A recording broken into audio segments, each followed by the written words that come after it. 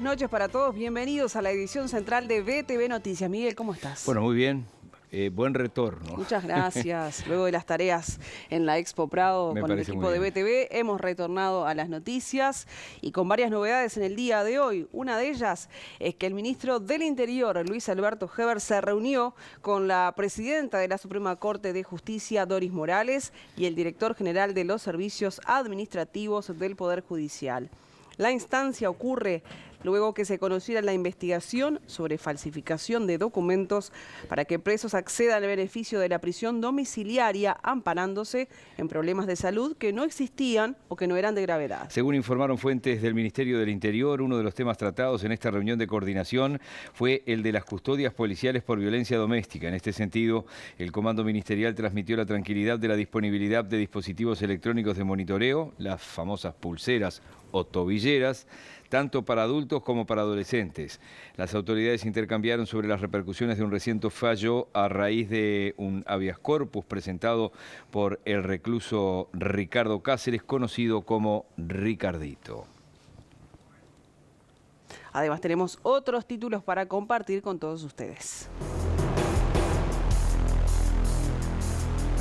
El Ministerio del Interior apeló el pedido de habeas corpus presentado por el narcotraficante apodado Ricardito para ser trasladado a otra cárcel con menores medidas de seguridad. El PIT-CNT presentó en esta jornada ante la Corte Electoral la papeleta del plebiscito que promueve contra la reforma de la seguridad social. Hoy, en Tu Opinión Importa, crisis hídrica, ¿de quién es la responsabilidad? Esta noche, en la columna de ADN, además de noticias, Gobierno puede y debe rendir más.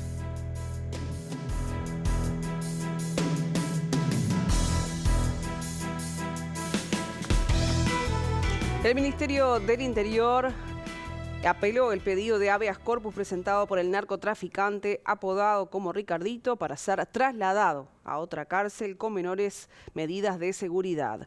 El ministro Luis Alberto Heber argumentó que el Estado está cumpliendo con las reglas Mandela. Nosotros, la situación que se está dando con el habeas corpus que se hizo para un peligroso narcotraficante no se puede recibir con agrado por la policía después de que nos ha costado mucho llevarlo a la condena en una situación de máxima seguridad que se está violando si de alguna manera hacemos caso al habeas corpus. Entonces, ¿para qué tenemos cárceles de máxima seguridad? Es para que justamente propone mejorar las condiciones de reclusión, no cambiarlo, ¿no? No se puede mejorar sin cambiarlo, manteniéndolo en ese sector de máxima seguridad. Nosotros cumplimos con las reglas Mandela, que es un espacio de patio acompañado. Ahora, si lo sacamos a trabajar con los más presos y se lo sacamos a estudiar, seguramente va a tener comunicación afuera, que es como dirige su organización. ¿Y cómo se rehabilita entonces? No se rehabilita esa gente que lleva una organización donde matan gente, cortan manos y cosas. Podemos hacer el intento adentro de una cárcel de máxima seguridad, no fuera.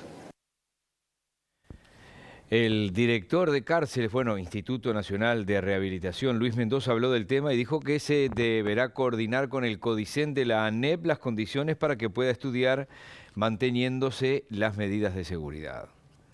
Y él quiere retornar a la cárcel donde tiene sus hermanos, donde en esa cárcel le cometió delito, por eso, por razones de seguridad, el INR estableció que tiene que estar en esta unidad de máxima seguridad para que no vuelva a cometer delito ni lesionar personas como lo hizo en su anterior alojamiento de la unidad número 3 conocida como Libertad. Y lo que la jueza está disponiendo, se habló, el señor ministro habló ayer, es trabajo y estudio dentro de esas medidas. El tema del estudio, nosotros tenemos que coordinar con ANEP, que es la que presta este servicio, y hay que ver ya está terminando, es para el próximo año lectivo, y hay varias formas de estudiar. Él quiere reiniciar el liceo, tiene derecho, pero hay varias formas que se puede contemplar el estudio con las medidas de seguridad. Tenemos que coordinar con ANEP. Y el trabajo también, el trabajo tiene derecho y hay que coordinar las medidas para que él trabaja, pero también teniendo en cuenta las medidas de seguridad de esta unidad,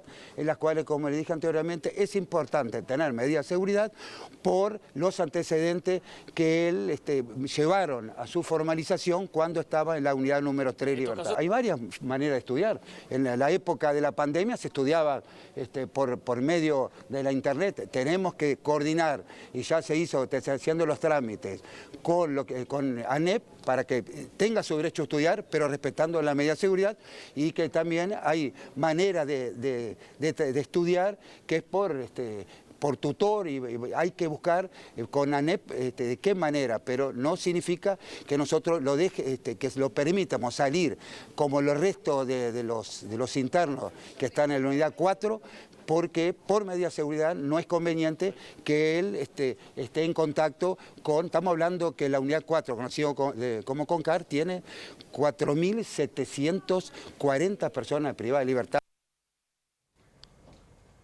En otro orden, el ministro del Interior, Luis Alberto Heber, planteó que la actual fiscal de estupefacientes, Mónica Ferrero, debería ser la fiscal general de la Nación. No obstante, dijo que el Parlamento debe llegar a un acuerdo para dar con ese nombre. Me parece que ha sido una gran fiscal. No, formalmente no lo he hecho, porque todavía no hay un entendimiento en el Parlamento como para conseguir las mayorías. Pero si ustedes me preguntan, por supuesto me parece una fiscal emblemática, una gran fiscal que ha sido y ha puesto su vida hasta en peligro, amenazada, producto de la batalla permanente que ha dado contra el narcotráfico. ¿Qué más garantías podemos tener de una persona comprometida en la lucha contra el crimen organizado que Mónica Ferrero? Pero esto está en el Parlamento y se tienen que encontrar las mayorías necesarias como para tener la posibilidad de designar un fiscal de corte.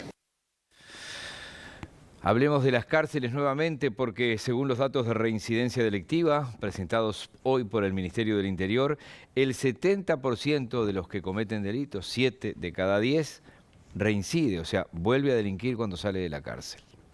Es un indicador fundamental.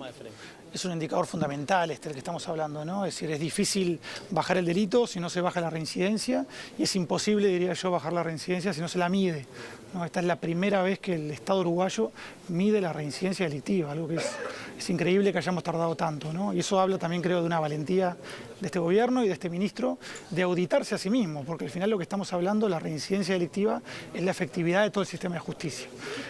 ¿Cuál es el principal resultado?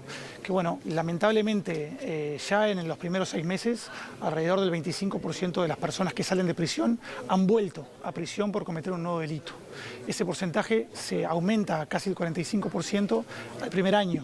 Al segundo año ya estamos en 58% y el tercer año estamos en 65%.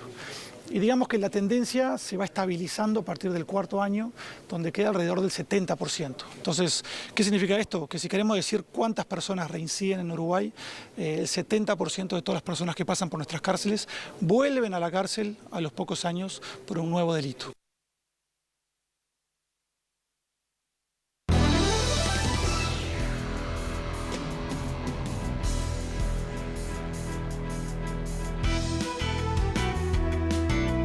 Se suspendió la audiencia judicial prevista para mañana en la que el edil nacionalista de Colonia, Héctor Curuchet, iba a prestar declaración tras matar a 2 personas por conducir alcoholizado. Según informaron fuentes de la Fiscalía BTV Noticias, el edil continúa internado y la fiscal del caso, Sandra Fleitas, aguarda que sea dado de alta.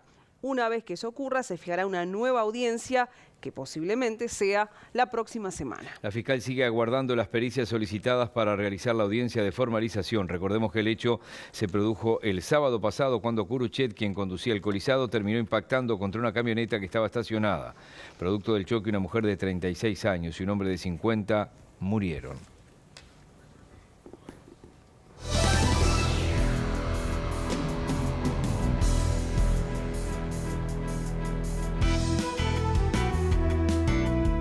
En Toledo, la justicia condenó a 19 años de prisión a una mujer que prendió fuego a su marido causándole la muerte. El hecho se produjo en julio del año pasado. Tras un juicio oral, se le tipificaron reiterados delitos de violencia doméstica en régimen de reiteración real, con un delito de homicidio especialmente agravado por cometerse contra el cónyuge y muy especialmente agravado por cometerse por medio de incendio, a la pena de 19 años de penitenciaría de cumplimiento efectivo, con descuento de las medidas cautelares cumplidas. Según la sentencia a la que accedió BTV Noticias, la ahora condenada convivió durante 20 años con la víctima y juntos tuvieron un hijo, quien contaba con 17 años de edad al momento de los hechos. La convivencia de la pareja estuvo pautada por la violencia ejercida por la encausada contra su pareja, violencia que se manifestaba de diversas formas. El 16 de julio de 2022, ofuscada con la víctima, lo agredió con un palo, debiendo intervenir su hijo para que cesara su accionar. Una vez que éste se retiró del hogar, la mujer tomó un bidón con combustible, roció a su pareja prendiéndole fuego, lo que le provocó quemaduras de tal entidad que desembocaron en su fallecimiento el 8 de agosto del año pasado.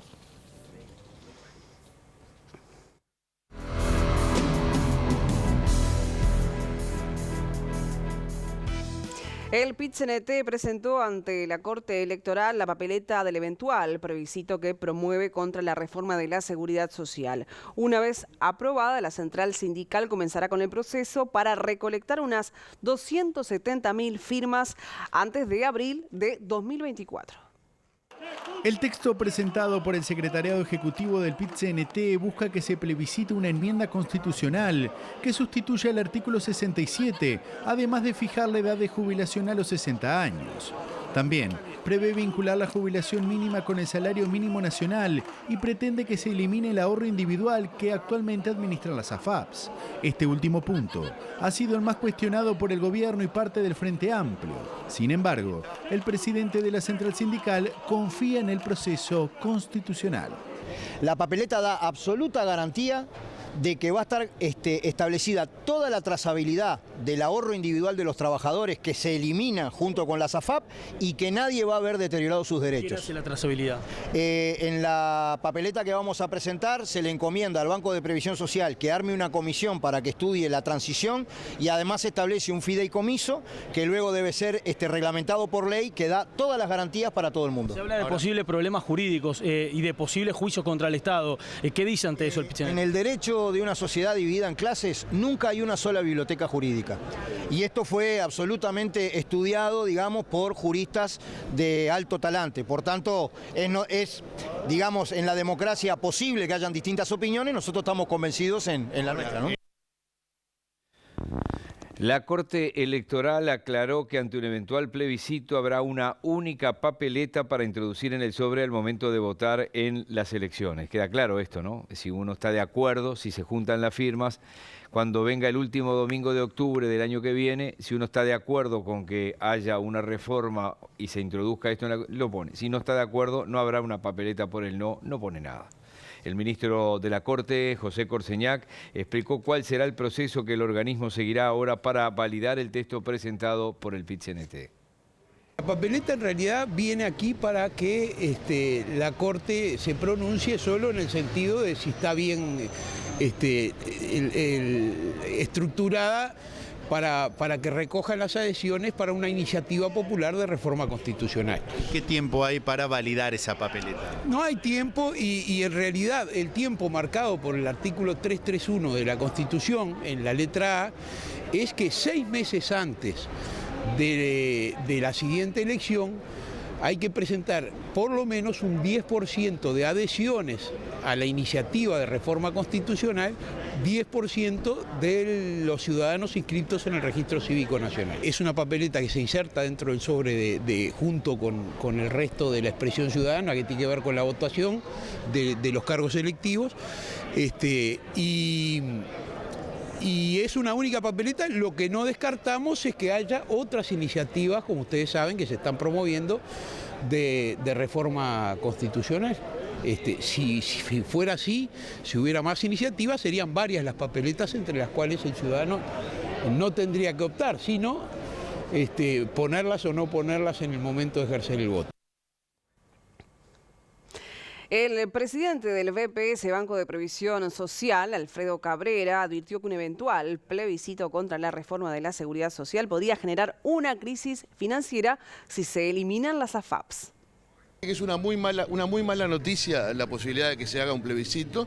Creo que va a generar una situación de crisis financiera por parte del sistema en el caso que se opte por sacar el dinero del ahorro de las personas, y además creo que genera un montón de problemas legales, ¿no? Porque en definitiva el ahorro de las cuentas personales no es del Estado, es suyo, mío, de la persona que está ahorrando en esa cuenta individual, con lo cual seguramente va a haber personas que van a cuestionar por qué el dinero propio de su cuenta alguien se lo lleva. Digo, creo que es un error y es una mala noticia la posibilidad de que se alcancen las firmas si existiera un plebiscito.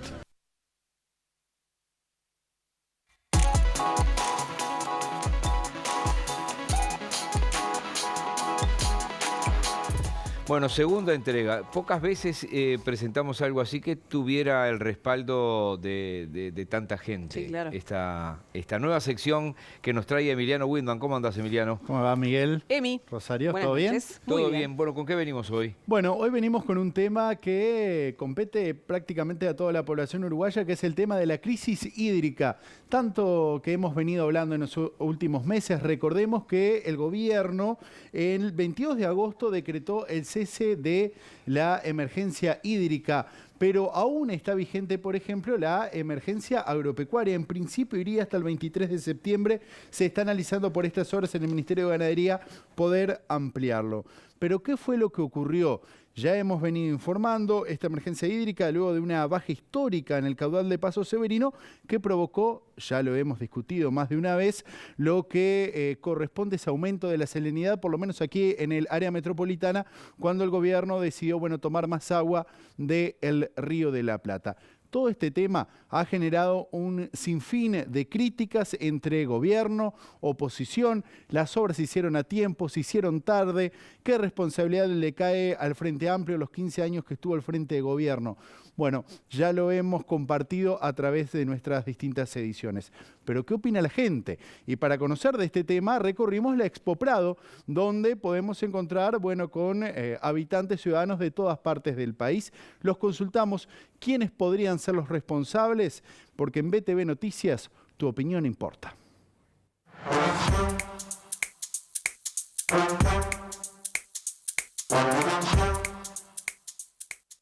Sí, para mí ya viene desde antes, ¿no? Tendríamos que haber estado hace muchos años antes, pero... ¿Faltó previsión? Pienso yo que sí. Es que, no llovió y por eso hubo crisis hídrica. Nunca había pasado. ¿No hay responsabilidades del gobierno o de los gobiernos anteriores? De los gobiernos anteriores puede ser, porque eso había que haberlo previsto antes. El gobierno anterior pudo haber hecho algo y no hizo nada. No creo que sea responsabilidad del sistema político, sino que más bien es variable, porque el sistema climático no es variable, nosotros no lo podemos incidir. Eso viene de muchos años. Nunca se tomó ninguna precaución al respecto. Sabíamos que un día íbamos a pegar con una sequía que nos iba a abrir los ojos y a decirnos que no teníamos tanta agua de reserva como pensábamos todos, ¿viste? Mire, a mí no me afectó para nada la crisis hídrica. La verdad que nunca tuve problemas. ¿Hay responsables en el sistema político? No, definitivamente que no. Como yo te pregunte, ¿vos podés hacer llover? No, creo que en el manejo se utilizaron todas las herramientas que estaban a mano y y en Uruguay no pasamos problemas de agua. Hubo bastante seca, la verdad que estuvieron jodidos los campos, pero ahora que se vino un poco el agua. ¿Y ahí qué crees? ¿Es responsabilidad de los gobiernos o es un tema de la naturaleza? Sí, de la naturaleza, me parece a mí. Pero como les adelanté, allí en la Expo Prado estuvimos buscando distintas visiones sobre esta problemática. Por ejemplo, distintos productores del norte del país que todavía están padeciendo las consecuencias de esta sequía. Y esto fue lo que dijeron a BTV. Yo estoy en el área de arroz y los que riegan por represa, chico, grande, estamos casi todos sin agua en el norte. Hay proyectos de hace muchos años de las represas multiprediales, que siempre por diferentes problemas nunca salió. Eso sería una solución para la crisis hídrica. Yo creo que se hicieron a tiempo. Bueno, hay cosas que pasaron, bueno, las tenían que haber hecho antes, pero yo creo que la incidencia con respecto a eso se hicieron a tiempo. ¿Qué querés que te diga? Las cosas hay que hacerlas a su debido tiempo, ¿no? Pero también depende de allá arriba, ¿eh? Si se hacen y después no llueve para que se llenen, ahora tenemos hasta de más. ¿Qué vamos a hacerle? Esa es la cosa. Todo depende de la temperatura. Uno nunca sabe lo que puede pasar. Echan la culpa al presidente, pues yo no lo veo que tenga la culpa el presidente. La naturaleza no llovía en ningún lado. Estamos muy mal acostumbrados a abrir la canilla y que salga agua. Hay que darse un poco de responsabilidad. Falta de responsabilidad en el uso. Eso sí, considero que somos muy irresponsables.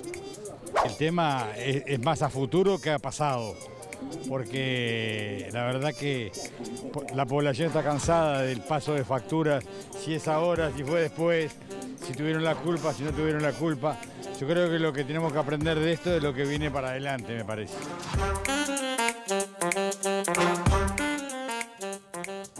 Tal cual. Habrá que esperar. De varias... varias distintas visiones, ¿no? Pero la mayoría creo que coincide también, no tanto un tema de pase de factura al gobierno o a los gobiernos anteriores, sino que también tenemos un poco de responsabilidad todos en el cuidado del agua. Me inclino por esa opción. Emi, muchas gracias como siempre por esta columna de Tu Opinión Importa. Un placer.